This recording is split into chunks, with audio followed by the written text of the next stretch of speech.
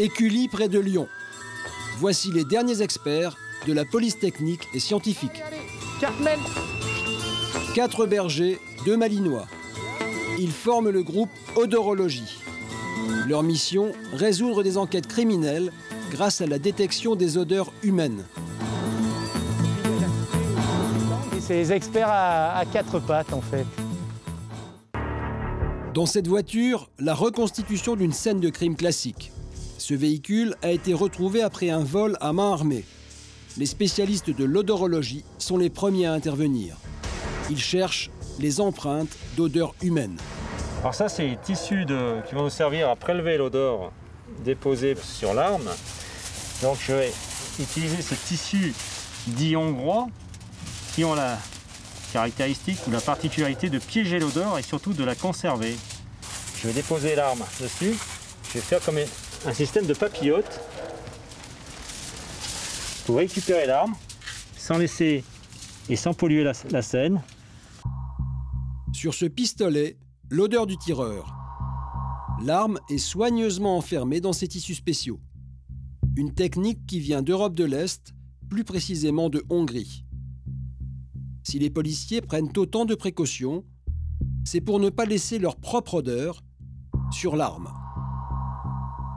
Effectivement, on prend beaucoup de précautions parce que même des gants ne peuvent pas être étanches à l'odeur. C'est pour ça qu'on intervient vite et on utilise une pince stérile pour éviter tout contact. Surtout ne pas laisser d'odeur et ne pas polluer une scène de crime en fait. Le siège conserve lui aussi l'odeur du braqueur. Tissu, plastique, verre, métal, tous les matériaux gardent les odeurs.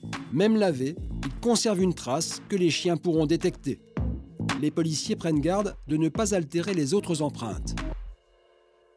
On va éviter donc de faire du frottement et faire simplement un dépôt de tissu sans altérer la surface.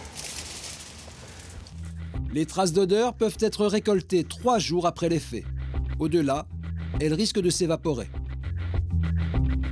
Certaines affaires plus importantes, terroristes, on ira jusqu'à 96 heures, mais les chances de succès sont un peu plus réduites. Mais ce n'est pas impossible.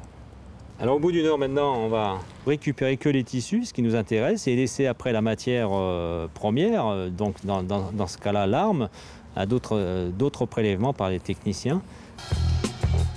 Les tissus sont enfermés dans des bocaux hermétiques qui sont conservés dans une odorothèque, une sorte de bibliothèque des odeurs, où elles peuvent rester pendant 10 ans à l'abri de la lumière. Une fois le suspect interpellé, les enquêteurs prélèveront son odeur pour la comparer aux traces recueillies dans la voiture et sur l'arme. C'est alors que les chiens vont entrer en scène. Eh bien, mon petit, viens. Lunac. Bah dis donc, t'es pressé d'aller travailler, toi?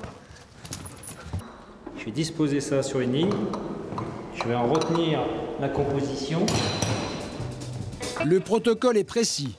Une ligne de 5 bocaux est installée en l'absence du chien et de son maître. Un seul bocal recèle l'odeur du suspect. Sur le siège conducteur, on avait prélevé, et bien là, c'est ce qu'on lui fait sentir. Et la personne qui s'est assise dessus, est-ce qu'elle est dans la ligne ou pas? Voilà. La trace du suspect est dans le 5e bocal. L'animal doit se coucher là où il reconnaît l'odeur. Donc là, on a vu une première reconnaissance. Et maintenant, on met le protocole en place. On enlève cette odeur. On vérifie si le chien ne nous ment pas. Et après, on va les réintroduire à une position aléatoire. Et si le chien confirme, on fera passer un 2e chien. C'est sa façon à lui. Cette fois, le chien ne se couche pas car la trace du suspect n'a pas été placée dans la ligne. On lui met que des contraintes en fait au chien. Rien n'est facile en fait.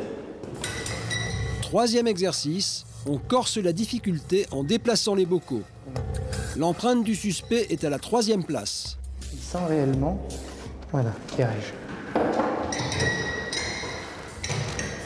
Le chien réalise un sans faute.